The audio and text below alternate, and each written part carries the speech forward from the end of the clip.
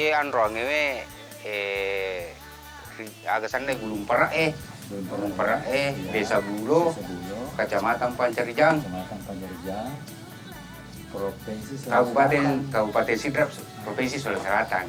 Terus tadi kan saya lihat sebelum sampai di sini kan ada pengumumannya Pak ya, tandanya ya. Kelompok Tani Mas Sumpuloe, Pak ya. Kelompok Tani Mas Sumpuloe. Sejak kapan didirikan ini, Pak? Kelompok Tani Mas Sumpuloe dibentuk dari sejak tahun 1980-an. Itu tapi di sana ide atau taniat Pak Gelung Mariolomo Pak. Mariolomo Pak dan itu dulunya kelompok tani yang dipegang oleh aparat desa. Itu tahun 1999. Iya, tahun 80-an. Kemudian alasannya li suka boleh sumpah ini terbengkalai boleh dikata lahan tidak produktif. Tidak produktif. Iya, kemudian saya berinisiatif untuk mengangkat ini kelompok tani karena setiap kegiatan pertanian itu ada namanya kelompok-kelompok tani supaya bisa mendapatkan support dan bantuan dari pemerintah. Subsidi begitu. Makanya saya data-data semua anggota, kemudian saya cari di mana pengurusnya ini kelompok. Ternyata didapat itu kelompoknya aktif kelompoknya, tapi pengurusnya tidak artinya dia tidak mengenal semua anggotanya. Makanya di waktu itu di reshuffle nih kelompok, di reshuffle misalnya diangkat reshuffle artinya yang tidak aktif itu di nonaktifkan mau enggak terusin atau tidak gitu ya. Kemudian diadakan pertemuan di pertemuan kelompok tani musyawarah dengan semua anggota petani. Kebetulan alhamdulillah anggota para petani mengamanatkan saya selaku ketua kelompok tani. Itu tahun berapa? Tahun 2001. 2001 ya? Iya. Terus Bapak di sini sejak tahun berapa? Maksudnya mulai aktif? Kalau saya mulai aktif masalah pertanian organiknya, saya 2018 baru aktif pertanian organiknya. Oh, tapi waktu 2001 sampai 2018 apa yang dilakukan? Di situ masih dalam proses pembangunan pertanian. Pertama, budidaya jagung. Jagung di lahan. Artinya tergantung situasi. Artinya kondisi pembusian ini. serang. Tidak mungkin lah pembusian ada berle. Biasanya ko puran ikan ko magalun itu ko to dasaloe. Mendri mana sepi na ke manca jilang pengembangalami makadakan. Tahu mijik na nikmati ini yang mengi. Mending lai aguri mak darah barale darah barale tapi mako siro biaya matandela ada biaya masuli ini racunnya masuli ini bibit barale pada saat panen raya anjlo harga Pak diga aku kontrol makro kita ya ko agi mega sih masih impo sila lagi makro pas ada buku tapi mani noi harga jadi seimbang pengeluaran apa masuk jadi mako siro sapa sih pikui carana awak ding meningkat mata pencarian kalau anggota kelompok coba sih Madara Kadora sih kura-kura biayana. Tapi pada saat itu bukan musim hujan kan? Pada saat itu bukan musim hujan, artinya memanfaatkan waktu kemarau untuk berpalawija. Tanah si makro desi sa dina cocok. Jadi mai sapa kada agak kelamahan na nih lokasi kan kelamahannya tidak ada sampai kita bersusah payah bertanam bibit gitu loh. Bercocok tanam. Tidak menghasilkan Kelamahannya karena kondisi tanah hujan yang tidak ada sumber airnya tidak sama dengan lokasi-lokasi yang punya sumber air, yang artinya dia punya irigasi. Ya artinya mau bikin pompa itu kan? Mau bikin pompa pertama. Boleh ngasih salang, sisa bumi tidak boleh selalu Iya. Dan taniaro harga sempo ya ro? Taniaro harga sempo. Salah sikloso ni? Sini juta si lulu. Sisa si lulu? Si lulu, nasi di kilo 10 meter apa si lulu? Si ratumo. Jadi 10 lulu. Iya. Layano si, dia panalisu. Biaya ro kagak, masulan nih. Iro tali mapikir pikko carane kagak Coba si mabore. Maka bos sikit sumur bor, laibor nih, 70 meter laibor deh gaga wae na. Iya, maka dah jadi manca aja tali agurusi pole kege ingke wae.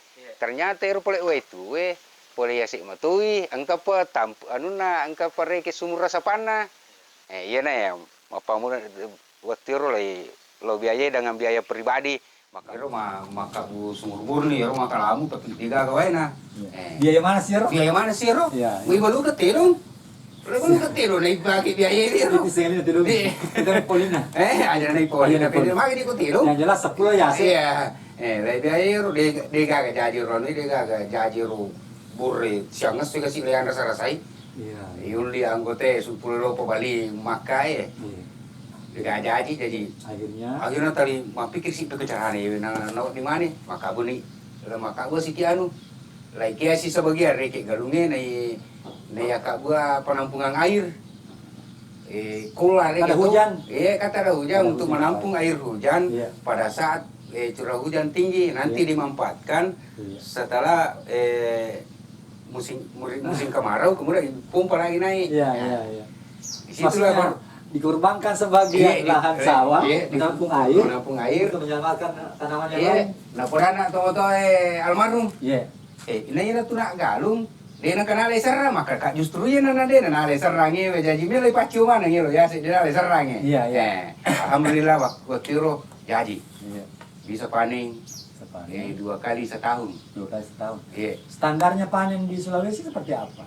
Maksudnya di telang-telang, di Paranti, sama nggak dua kali setahun atau tidak? Iya, memang kan umumnya 2 kali. Ya, tapi kan kita kan dari hasil tada hujan, bukan pengairan. Iya, di situlah karena adanya angkana reke nganu, angkana boleh nih dikata maka yang katanya sumber air tadi.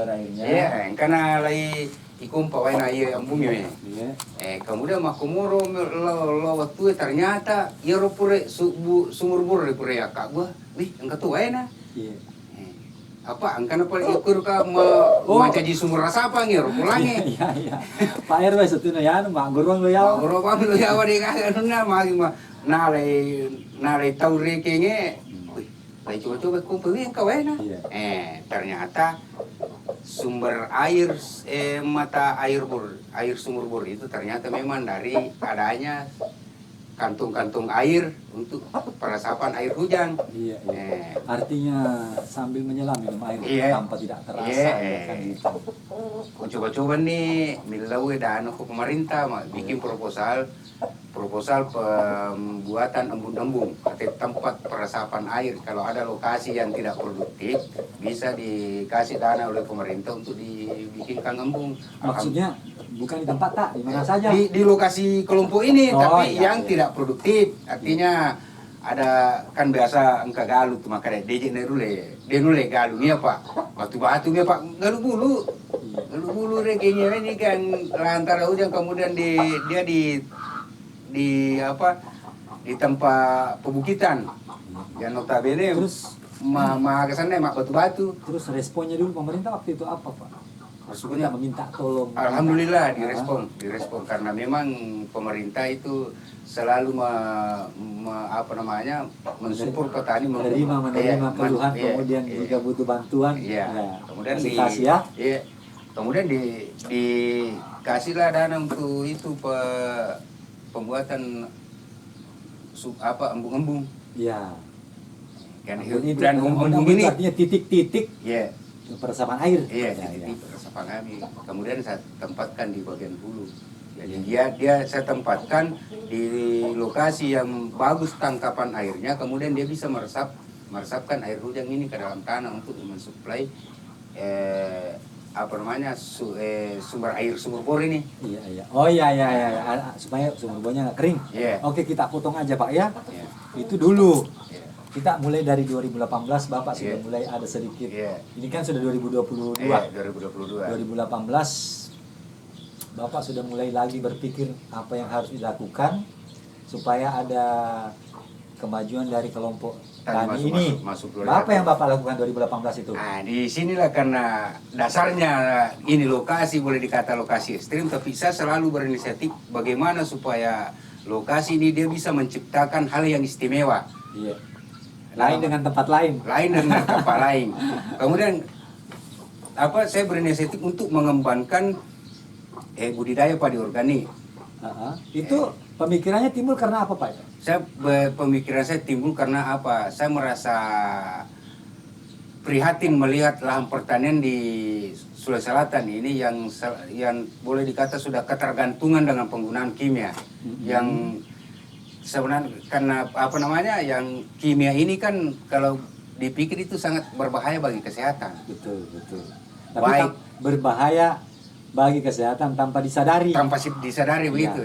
Di samping dia bisa berbahaya bagi konsumen, sangat lebih berbahaya lagi pada pelaku usahanya seperti petani. Contohnya kita semprot pestisida, dalam hal ini racun ulat, tetap petani sendiri yang lebih cepat, yang lebih dulu menghirup itu kabutnya racun pestisida. Ketika dilakukan penyemprotan, apalagi rata-rata petani mereka tidak tahu standarisasi kesehatan. Iya, artinya harus pakai pus tangan, harus pakai masker, kacamata. Rata-rata mereka cuma campur, malah yang lebih parahnya mereka aduk dengan tangan. Padahal dia nggak pernah nyangka. Dia tidak pernah nyangka bahwa rumput saja mati, belalang saja mati, apalagi manusia. Iya. Jadi akhirnya saya berinisiatif untuk mengembangkan ini, artinya pelan-pelan saya memberikan kesadaran kepada anggota kelompok bahwa penggunaan pestisida dengan pestisida kimia ini sangat berbahaya bagi kesehatan mereka. Seringlah saya konsultasi dengan para petani dengan dinas-dinas terkait. Bagaimana kalau kita kembangkan ini pertanian ramah lingkungan dulu. Artinya karena organik itu kan harus ada standarisasi. Artinya ada pengakuan dari institut tertentu. Ada legalitasnya. Itu bukan cuma sekedar jangan pakai pupuk, jangan pakai pestisida. Ya minimal ada Pak. Bibit unggul yang mana supaya bagus untuk bikin organik. Dan hasilnya nanti. Alhamdulillah. Karena adanya perhatian dari pemerintah tahun 2001 kemarin. 2001 atau 2008? Tidak, ini kan saya mulai pertanian ramah lingkungan itu mulai dari 2018. Itu masih dalam standar pertanian ramah lingkungan karena belum ada legalitasnya. Maksudnya tadi Bapak sebut 2001 kembali. 2001 itu alhamdulillah sudah diakui sebagai pertanian organik karena sudah disertifikasi oleh Inopis. 2001, maksud saya saya kira tadi Bapak memulai organik 2021. Saya harus memperjelaskan. 2021. Itu ada perhatian dari dinas pemerintah provinsi ditunjuk untuk sebagai lokasi sertifikasi organik. Sekarang gini aja Pak. Kita ulangi dulu ya. Organik adalah beras bibit padi biasa yang cuma dikelola dengan cara tanpa kimia.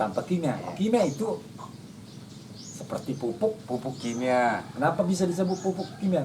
Karena kok bisa sesuatu yang digunakan bisa membesarkan padi. Padahal mestinya bisa tumbuh alami. Kedua, zat kimia. Baik untuk membunuh hama, ya kan, atau membunuh rumput, itu kan semua kena juga ininya.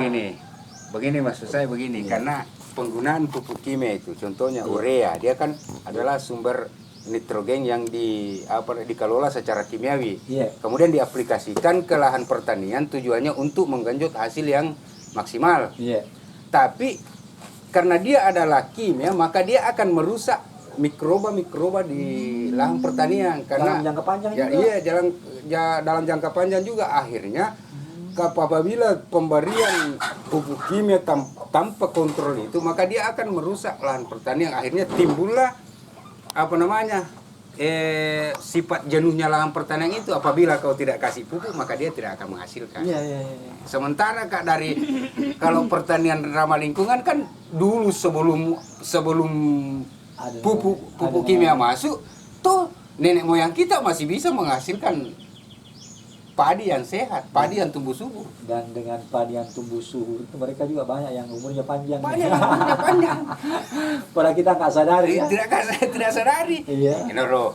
Kalau dulu nenek saya, kakek saya itu umurnya 180 tahun, 120 tahun. 120 tahun. Iya. Tapi kita nggak pernah berpikir Ya. itu karena dia ketika Ya. bertani tidak pakai pupuk. Itu. Nggak ada bayangannya. Tidak ada ke bayangannya situ. ke situ. Padahal Ya. kalau mau dipikir-pikir, insya Allah pasti ada bayangan ke situ. Iya. Ya. Sementara bapak saya yang artinya orang tua saya langsung ini dia juga bertani, malah dia mengelola juga itulah pertaniannya kakek saya, tapi dengan konsep yang berbeda. Mereka menggunakan pupuk kimia, pestisida kimia. Iya. Malah dia menghilangkan itu adat-adat orang tua dulu yang cuma menggunakan racikan rempah-rempah. Dia bilang ini tidak apa sih gunanya ini. Nah ini ada yang lebih bagus lagi yang menggunakan pestisida kimia, semprot langsung mati. Iya. Sementara kalau yang pakai alami yang dilakukan oleh orang dulu itu dia cuma tumbuk rempah-rempah kemudian percikan di pinggirnya, dia tujuannya cuma menghalau hama, dia tidak memusnahkan. Berarti memang pertanian ramah lingkungan ini sebenarnya terapan orang tua kita dulu, nenek moyang kita. Cuma tekniknya yang berbeda. Ya, tekniknya yang berbeda. Tujuan mereka itu dia bertani yang betul-betul ramah lingkungan, artinya dia tidak tega untuk membunuh. Makanya saya bilang kalau dulu itu ramah lingkungan, tapi dia nggak sadar kalau dia Yeah. sedang ramah. Kalau sekarang Yeah. kan perlu kesadaran. Perlu kesadaran. Iya. Jadi gimana tuh Pak dalam menekuni apa sih namanya, Pertanian organik. pertanian organik itu, prestasi atau apresiasi yang pemerintah berikan di samping piagam penghargaan apa saja? Alhamdulillah karena ini pertanian organik ini diperhatikan juga oleh pemerintah. Alhamdulillah saya sudah ada beberapa bantuan dari pemerintah seperti UPO, Pupuk itu apa, Pak? UPO, unit pengolahan pupuk organik. Oh, bukan Bapak yang beli sendiri?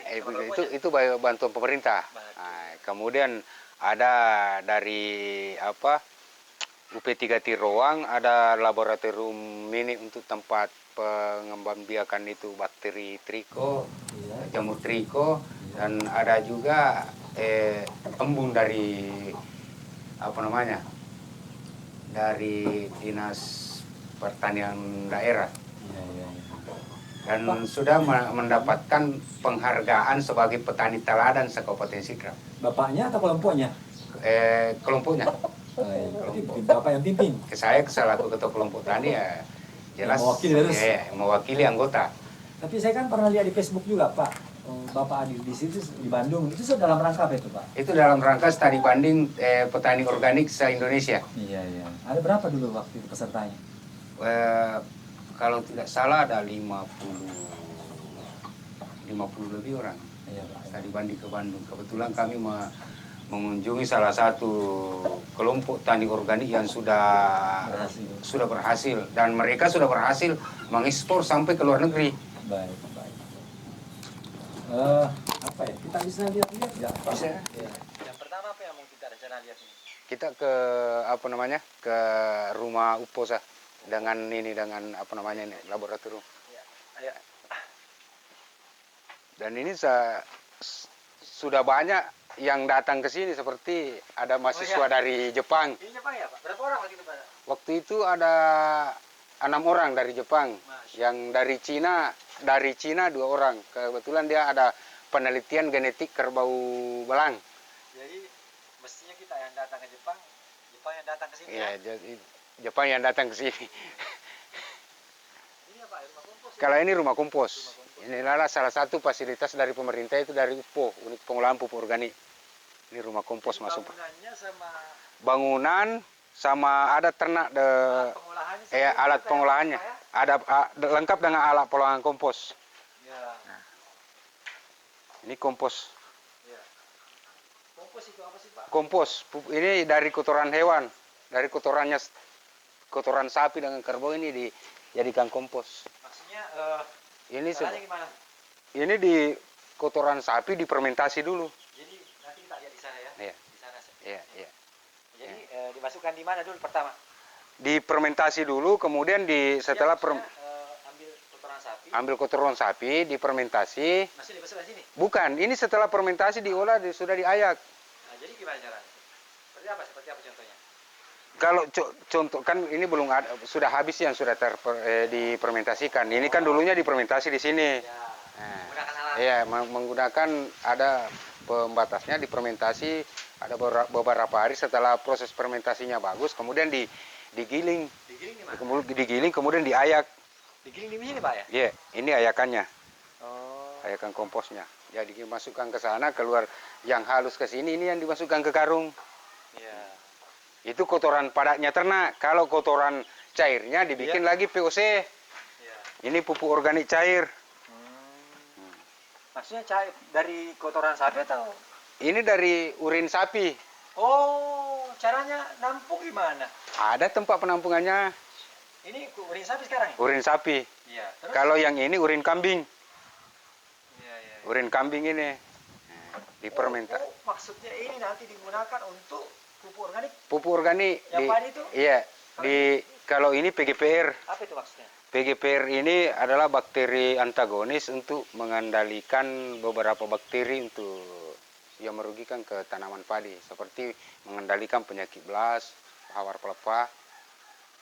Dan ini semua dari bahan-bahannya dari apa yang ada di sekitar kita. Bahan dasarnya dari akar bambu, akar putri malu, kemudian dicampur dengan dedak, tepung ikan. Nah ini Pak, ini kan misalnya satu jerigen. Ya. Itu untuk memuat berapa luas?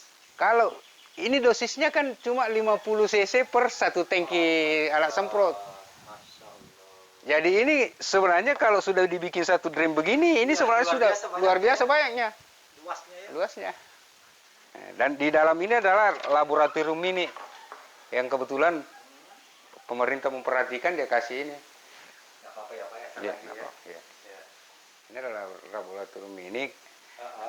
Yang ini nanti siapa yang mengelola di sini? Maksudnya Bapak sendiri atau diajari atau? Kebetulan kerjasama dengan anggota kelompok. Ya maksud saya ini kan kalau bahasa kerennya kan ilmuwan yang bisa Ilmuwan, mengelola iya ini. ilmuwan. Disinilah apa namanya, pertanian organik itu memang dituntut adalah petani yang cerdas. Oh, bukan cuma nanam padi terus Jangan iya. jangan pakai pestisida gitu. Iya, iya, harus cerdas, artinya cerdas apa namanya, mengaplikasikan bakteri apa yang bagus untuk lahan pertanian organik. Iya, iya, iya. Jamur apa yang bagus untuk pertanian organik. Seperti halnya dengan trichoderma. Trichoderma ini adalah campuran untuk pembuatan kompos. Iya. Bakteri tricho. Ini maksudnya ini Pak ya, mikroorganisme namanya sih. Iya, iya. Ini adalah mikroba pengurai, mikroba pengurai. Jadi dia bisa mengurai untuk dijadikan kompos. Iya. Oh. Iya, iya, iya, iya, iya. Kalau ini kan ini yang sudah jadi. Kalau yang jadi pertama dipancing dulu dari sini, ini akar bambu. Iya, iya. Akar bambu ini Ya. dipancing, diambil yang Saripatinya. ya bukan yang dicurigai triko, Ya. dimasukkan ke sini, masukkan baru dimasukkan di sini, dikembangbiakkan, kemudian apa namanya, istilahnya diaduk. Makhluk hidup ya. Iya, istilahnya ya. iya. Diadukan mana yang kuat, itulah yang kita kembangkan. Nah, inilah hasilnya yang kuat ini yang kita kembangkan. Dan alhamdulillah karena ada kerjasama dari beberapa fakultas. Iya, Pak. Misalnya ini Pak, ini Pak. Misalnya ini kan kemarin kan magang profesi Fakultas Pertanian Universitas Puang Rema Galatun Sengkang. Sengkang. Terus yang ini? Kalau ini, Ini juga, iya, iya. Tapi bukan cuma itu doang kan? Bukan Pak? cuma itu doang. Apa biasa datang? Biasa dari Papua, Universitas Peternakan Papua. Terus apa lagi? Kemudian Unhas dengan UMS, Siapa lagi Pak? Universitas Muhammadiyah. Universitas Muhammadiyah Sidrap, apa namanya, Unhas Sidrap, Unhas Makassar, Universitas Peternakan Makassar. Ya. Mereka datang ke sini seperti ada beberapa dosen yang mengadakan penelitian. Itu profesor siapa lagi namanya, saya lupa, tapi dia karena dia profesor selalu meneliti, dia penelitiannya dia aplikasikan di sini. Iya. Karena saya mau buka tangan untuk apa namanya, mereka datang untuk terbuka untuk mereka datang mengadakan penelitian yang saya harapkan saya bisa menimbu ilmu dari mereka. Artinya ada timbal balik. Ada timbal balik. Bapak bisa menerima ilmu dari mereka dan seperti mereka bisa menerima ilmu dari Bapak ya. Iya, seperti ini. Ini adalah apa namanya? Biodecomposer. Ini campuran untuk fermentasi pakan ternak. Baik. Dulu Pak, permisi Pak. Ini apa Pak? Oh, kalau ini sertifikat setiap apa saya mengikuti pemagangan. Dari mana ini? Kasar. Iya, dari Makassar. Kalau ini sertifikat pelatihan proses pembuatan pakan ternak. Dari Makassar juga. Ya. Terus ini? Kalau ini sertifikat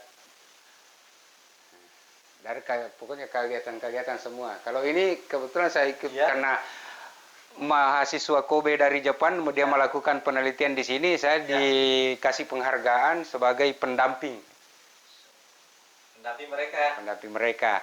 Kemudian yang jadi istimewa di lokasi ini adalah sudah tersertifikasi organik dari Inofis. Sertifikat pertanian organik farming certificate itu yang ngeluarin siapa Pak?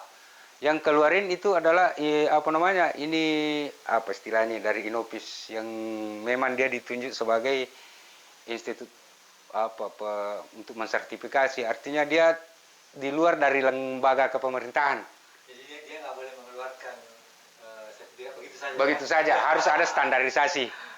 Nah, dan ini kebetulan saya mendapatkan piagam penghargaan dari Kabupaten Sidrap adalah salah satu petani berprestasi. Artinya berprestasi dalam mengembangkan pertanian organik. Pak, kalau yang ini apa Pak? Ini adalah Pak, ini di dalam ini adalah tempat penampungan hasil panen padi organik. Jadi padi yang dipanen di sawah dibawa dulu dikeringkan di tempat pengeringan karena harus dipisahkan dari anorganik dengan organik. Artinya karena harus ada perlakuan khusus. Kemudian setelah kering dimasukkan ke sini. Nah, ini tampungan ininya. Oh. Ini tampungan. Pak ya? Ini belum beras ini. Sorry, maaf. Ini gabah. Ini gabah ya? Ya, gabah. Ini organik. Iya. Gabah ada yang pulu, ada beras merah, ada mentik, ada pandang. Jadi makanya di apa namanya di celah-celah begitu ini kita tahu bahwa paritas ini paritas ini. Dan ini disimpan dalam bentuk gabah karena harus kita jaga kualitas berasnya. Nanti orang pesan baru digiling. Jadi artinya tetap higienis itu. Tidak ada kontaminasi dari ini. Iya. Pak, itu tidak susah ini ya. Tidak susah ketika mereka butuh. Halo, saya butuh ini Pak. Saya butuh langsung butuh berapa kilo? Butuh seumpama 40 kilo. Baru-baru anggota DPR Sidrap, Pak, ada beras organik tak? Iya. Alhamdulillah ada Pak. Butuh berapa? Bilang butuh 200 kilo. Langsung digilingkan. Jadi giling di sini Pak ya? Iya. Ini Pak ya? Ini sederhana sekali. Sederhana sekali digiling di sini, tapi yang jadi masalah apa namanya? Dia berasnya itu masih banyak brokennya. Iya kan bisa di. Iya, banyak brokennya, dia agak pecah berasnya. Kenapa? Jadi kadang-kadang konsumen mengatakan, "Loh, Pak, berasnya ini kok terlalu banyak pecahnya." Saya bilang, "Maaf, Pak, kami bukan menjual kualitas apa namanya posturnya. Kualitasnya bagus cuma saya jual mutunya ini. Saya kan jual organiknya. Bukan apa namanya postur barangnya yang saya jual. Tapi kalau dimakan ya sama saja enak. Enak, alhamdulillah. Kalau dimakan tetap kesehatan terjaga. Kesehatan terjaga. Contoh ada yang sudah dikemas di ini. Ya Pak, nanti kita lihat lagi. Oh iya ya. Oh inilah hasil ini beras organiknya. Kebetulan saya kasih nama beras organik Pak Kampi. Dicetak sendiri, dikemas sendiri di sini. Nah, walaupun tidak seperti yang biasa kita jual utuh, tapi kan nilai gizinya yang dipentingkan ya Pak ya. Ya, betul. Kalau segini harganya berapa Pak? Ini 100.000. 6 kilo Pak atau 5 kilo? 5 kilo. Iya. Jadi kalau ini dikonsumsi terus-menerus, insya Allah sehat. Bisa panjang umur. Ini kenapa saya kasih nama beras organik Pak Kampi. Pernah ini waktu saya daftar di Jakarta, ini kan di daftar di Jakarta ini namanya. Maksudnya supaya mendapat legalitas. Legalitas Ya, untuk ya. mendapatkan legalitas. Jadi Ya. ini diprotes. Ya. Loh, kenapa beras kok capnya kerbau? Saya bilang ini kerbau diambil dari kata Pak Kampi di bawahnya. Ya. Pak Kampi diartikan dalam bahasa Indonesia itu gembala. Ya, ya. Gembala. Jadi dia adalah kerbau dengan gembalanya. Gembala kita maknakan apa maknanya itu gembala, bagaimana sifat dan karakternya gembala adalah menjaga. Jadi bisa dimaknakan menjaga kesehatan konsumen sekaligus pelaku usahanya, petaninya yang bertani organik itu dia bisa menjaga kelestarian makhluk hidup. Baik, Pak. Ini semua sudah izin dari yang ini, Pak. Maksudnya Innovoice itu. Innovoice ini adalah ini legalitas dari legalitas dari perusahaan yang diakui internasional juga ya. Iya. Nah, betul. Baik, Pak. Kalau ini cairan rumen kerbau, artinya ini dari cairan rumen kerbau itu dia adalah bakteri yang paling bagus, pokoknya paling aktif. Maksudnya dari kencing kerbau atau apa? Bukan, dari isi rumennya. Cara ngambilnya gimana? Itu kebetulan saya ada kerjasama dengan RPH, jadi rumah pemotongan hewan. Jadi daripada mereka buang begitu saja yang mereka anggap sampah, saya bisa dimasukkan di sini untuk dimanfaatkan. Tapi nanti tetap diolah ya? Tetap diolah dalam proses fermentasi. Iya, betul. Ini, Pak? Kalau ini pesnap, pestisida nabati. Jadi kami tidak menggunakan apa?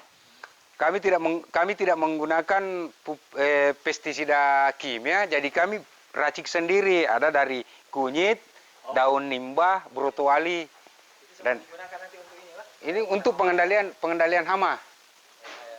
Tanaman organik. Tanaman organik. Kalau yang ini adalah hormon organik. Iya. Hormon organik kebetulan bahan dasarnya dari sabut kelapa yang direndam, kemudian diambil ekstraknya itu dicampur dengan buah mengkudu. Baik. Kita lihat lagi, Pak. Masih ada satu lagi, Pak? Ada. Ya. Kandangnya. Kalau itu sapi itu punya siapa, Pak?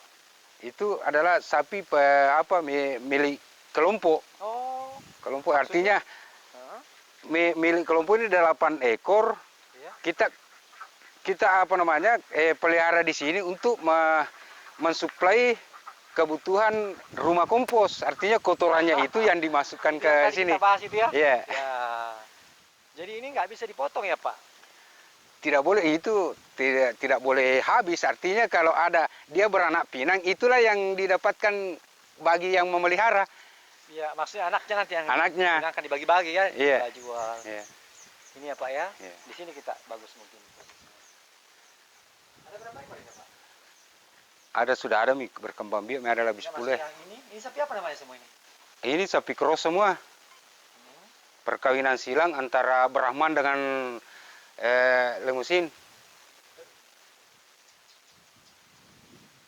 Pasti mahal ya, Pak ya, per bijinya ya 32 juta. Ya, 30-an. 30-an. Ya. Ada yang lebih mahal lagi dari ada kerbau belang. Ya. Bisa sampai ratusan juta. Ini apa, Pak?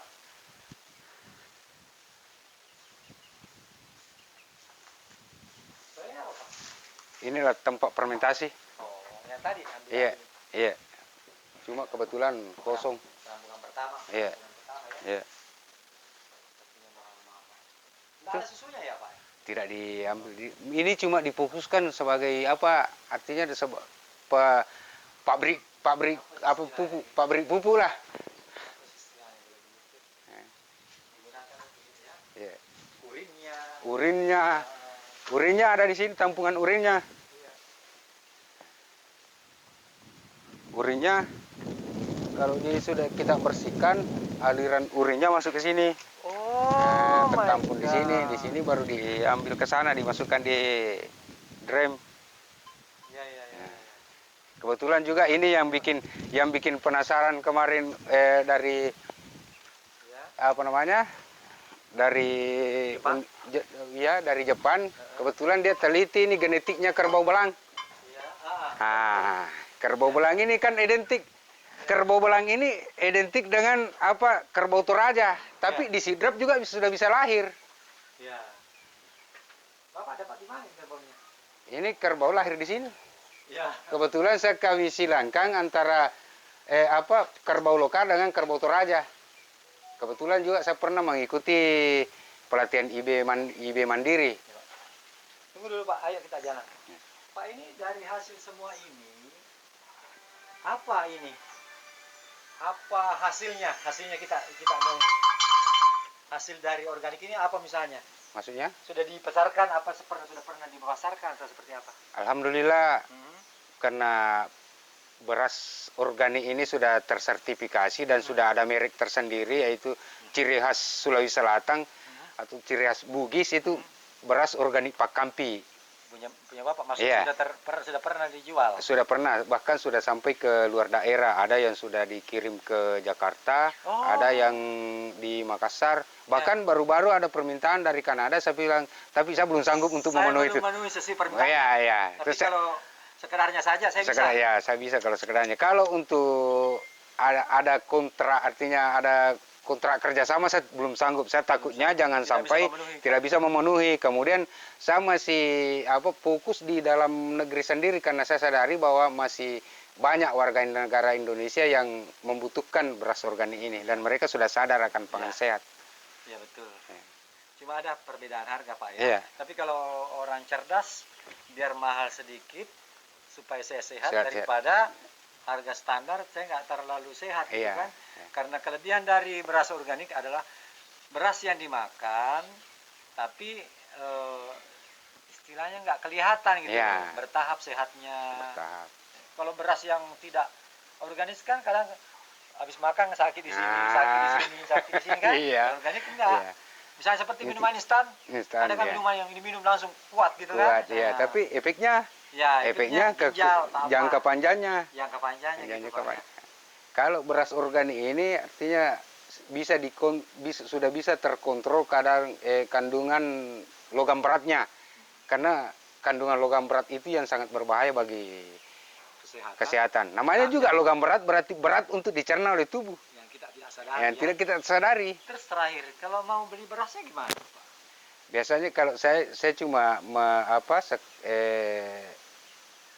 untuk saat ini masih menjual secara online, artinya saya upload di media sosial, orang melihatnya dan orang juga sudah menyadari dan mengakui bahwa kalau ini organik, mereka langsung konten dan kalau orang mau datang di sini terbuka ya Pak ya, terbuka. Selama ada waktu ya. Selama ada waktu. Ya. Jadi perbedaan harganya Pak, misalnya terakhir ini harganya seperti apa? Kalau kilo misalnya. Kalau untuk sementara pasarannya masih kisaran 20.000 per kilo. Iya, baik. Itu pun masih terlalu habis ya? Iya. Terus berapa hektar itu Pak sawah yang kadang-kadang berapa? Kalau yang sudah saya perlakukan organik sudah ada sekitar 10 hektar. Dan itu lokasi kelompok tani Masung Ploloi 1 ini ada kisaran 90 hektar lebih. Tapi insya Allah kedepannya mudah-mudahan teman-teman petani yang lain mau sadar untuk melakukan pertanian organik ini, hal yang sama. Dan itu memang harus butuh proses. Betul. Karena pertanian organik beralih dari anorganik ke organik itu tidak segampang dengan membalikkan telapak tangan. Dia itu butuh proses, artinya harus diperbaiki dulu lahan pertaniannya. Daripada yang pernah mengalaminya ya. Artinya istilahnya kalau lahan pertanian itu harus pertanian organik itu harus orang gila yang mampu melakukan ini. Bukan artinya gila itu gila giat langsung aksi. Ini kalau berbicara ini kan tidak ada habis-habisnya Pak. Ya. Nanti kita lanjut lain kali lagi ya. Yang jelas penjelasannya sudah lumayan, tapi namun masih panjang. Tapi durasi waktu kita juga kan terbatas. Iya. Kasih ya Pak ya. Kasih. Assalamualaikum. Assalamualaikum warahmatullahi wabarakatuh.